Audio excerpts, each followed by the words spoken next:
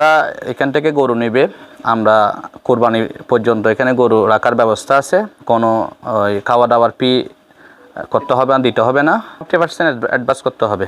50% advance করে গরু রাখতে পারবে কোরবানির আগ দিন পর্যন্ত। আগ দিন পর্যন্ত রাখতে পারবে।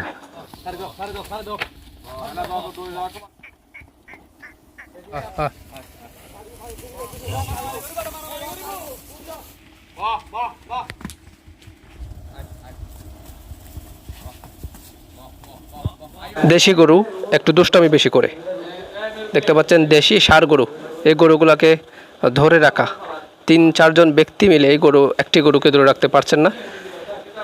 এবং কি পরিমাণ শক্তিশালী দৃষ্টিনন্দন এই গরুগুলো দেখেই বুঝতে পারছেন।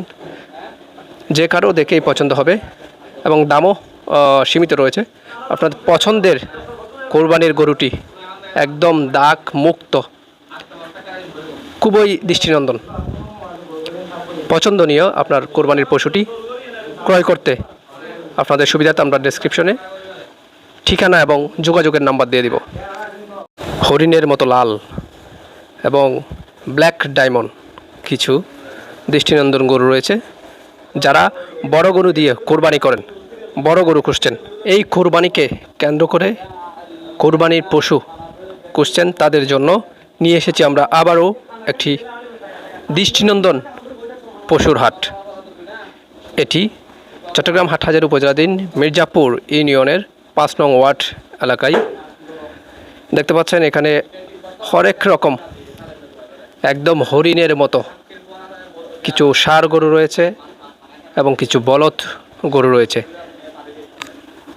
এখানে সর্বনিম্ন 1,20,000 থেকে শুরু করে সর্বোচ্চ 3 লক্ষ টাকার অধিক মূল্যের গরু রয়েছে, পশু রয়েছে এবং প্রত্যেকটা গরু একেবারেই দৃষ্টিনন্দন। আসসালামু আলাইকুম। ওসমানকে ধন্যবাদ এবং যারা দেখবেন তাদেরকে ধন্যবাদ। আমরা প্রায় 1 বছর ধরে এগুলো লালন পালন করতেছি। সবগুলো দেশি বলদ, দেশি আবাল, দেশি ষাঁড় গরু। ক্রেতাদের উদ্দেশ্যে বলবো, এখানে আমরা সব কিছু প্রাকৃতিক খাওয়াচ্ছি গরুকে। সন্দেহমুক্ত গরু আমাদের কাছ থেকে নিতে পারবে, যাতে কোনো ভেজাল থাকবে না এবং খুব সুন্দর গরু আমরা লালন পালন করেছি। আপনারা চাহিদা মতো আমাদের কাছ থেকে গরু নিতে পারবেন। আপনারা এসে দেখে যাচাই বাছাই করে দরদার করে নিতে পারবেন। আমরা এখন হাইয়েস্ট নির্ধারণ করছি 3,20,000 টাকা, আর সর্বনিম্ন আছে আমাদের 2টা গরু 1,30,000 টাকা। ওদের হাট বাজার আমরা হাং নিয়েছি। আমরা কোরবানির 3-4 দিন আগে আমরা বাজারে তুলবো। এখানে যেই গরুগুলো বিক্রির পর অবশিষ্ট থাকবে সেগুলো বাজারে তুলবো আমরা। আচ্ছা, আমাদের ভিডিও দেখে কেউ যদি পছন্দ করে তাদের জন্য কোনো ধরনের ডিসকাউন্ট আছে কিনা, কি সুবিধা পাবে?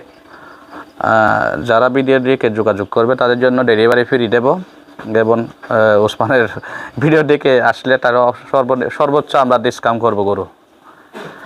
কি খাবো না আসলে গরু?